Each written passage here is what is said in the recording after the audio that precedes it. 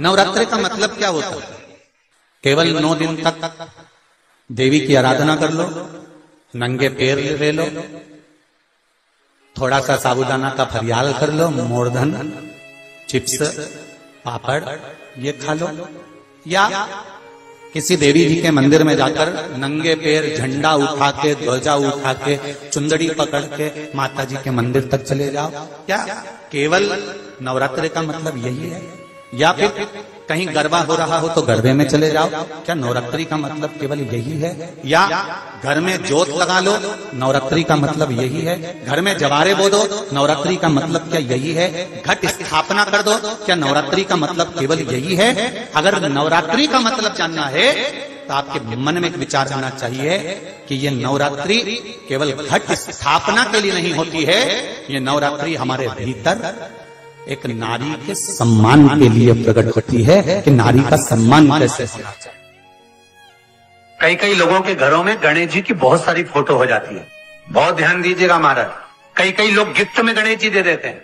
शास्त्र कहता है जिसने अपने जीवन काल में, आपको पहले भी कथा में कहा था, एक आंवले का वृक्ष, एक गणेश जी की मूर्ति, आंवले का वृक्ष, गणेश की मूर्ति, ये दो चीजें एक ऐसी हैं जिसको एक वो कुबेर का स्टेचू भी आता है जिसको कंधे पे पोटली रखी हुई स्टेचू आता है, वो गंजा बाबा रहे सो क्या बोलते हैं, हम लोग कहते कुबेर स्टेचू बोल रहे, ये भी गिफ्ट में नहीं दिया जाए। महाराज यदि गणेश की मूर्ति, गणेश की प्रतिमा, गणेश का फोटो हम किसी को गिफ्ट में दे देते हैं तो हमारे घर की संपदा उस तारीख को लिखकर रखना, उसके बाद में धीरे धीरे छिन्न होने लगती है, संपदा टिकती नहीं।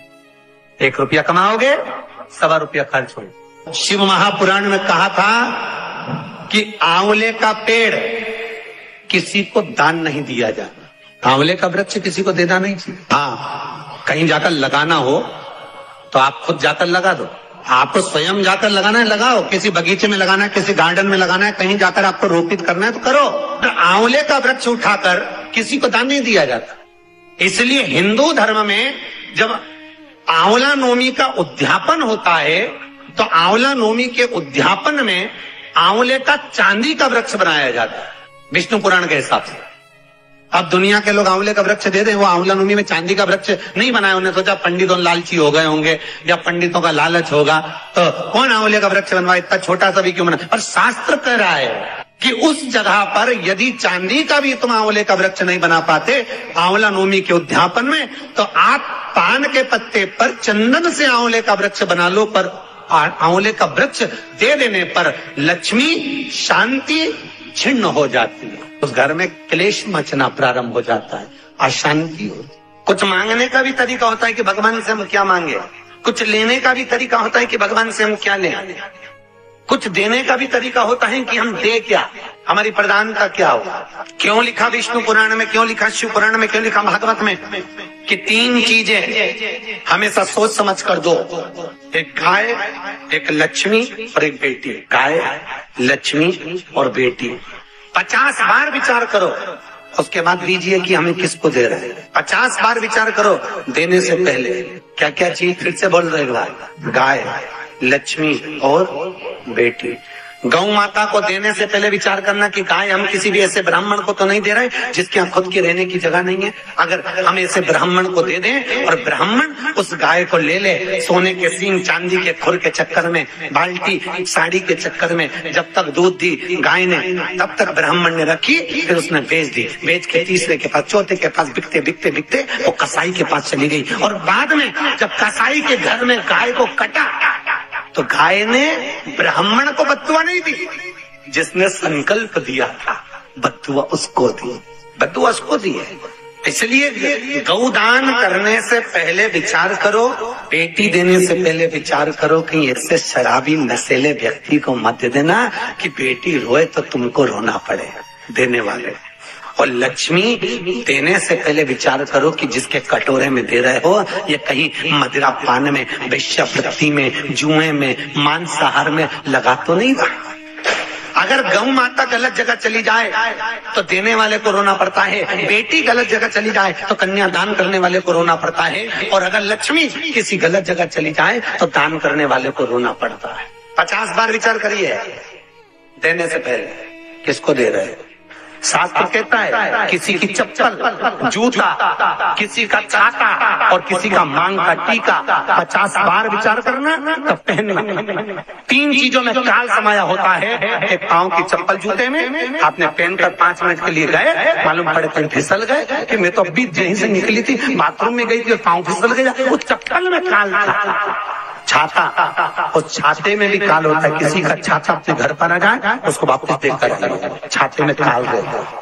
और मांग का टीका, हर किसी का मांग का टीका नहीं पहनना चाहिए। ना जाने कौन सा मांग का टीका कब उतरा है, किस घड़ी में उतरा है, और तुमने अपनी मांग में सजा लिया तो मालूम पड़े जिंदगी भर के लिए उतर गया। मांग का टीका, जूता, चप्पल और छाता 50 बार विचार करना तब जाकर धारण करना।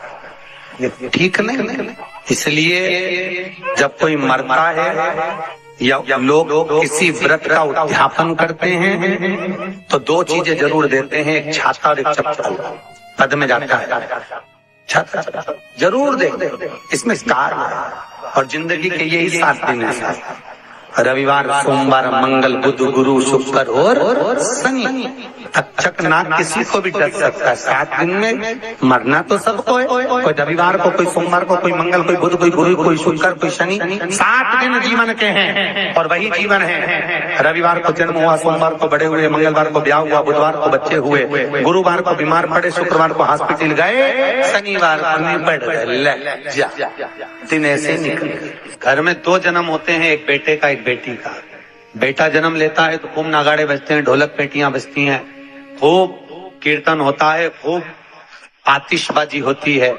और बेटी जन्म लेती है तो माँ पलंग पे रोती है और सास चूल्हा के पास रोती है। बेटी हो, सास चूल्हा के पास, माँ पलंग पर और सास चूल्हे के पास। बेटी का जन्म हो गया। बेटे का जन्म भाग्य से होता है। कैसे होता है बोलो जम के? भाग्य से। पर बेटी का जन्म सौभाग्य से होता है। भाग्य को 100 गुना करिए। कितना गुना? 100 गुना करिए, तब जाकर बेटी का जन्म होता है। एक मित्र निकल कर जा रहा था, उसने दूसरे मित्र से पूछा, क्यों रे बहुत दिन बाद दिख रहा है, क्या बात है, कहाँ रह रहा है? मैं पूना में रह रहा हूँ। और तू यहाँ अमरावती में? हाँ मैं अमरावती। बच्चे कितने हैं? मेरी 2 लड़की है, एक ये, दोनों का हाथ पकड़ा था। तेरे? मेरे तो 2 लड़के हैं, भगवान की कृपा है, मेरे यहाँ लड़की नहीं हुई। पूना वाला बोला, मेरा भगवान की कृपा, मेरे यहाँ अच्छा हुआ लड़की नहीं हुई।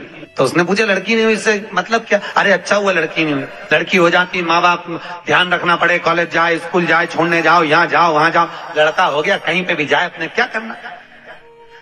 अच्छा हुआ मेरे यहाँ लड़की नहीं हुई। लड़की का जो पिता था उसकी आंख में आंसू भर गए। मेरी 2 बेटियां हैं।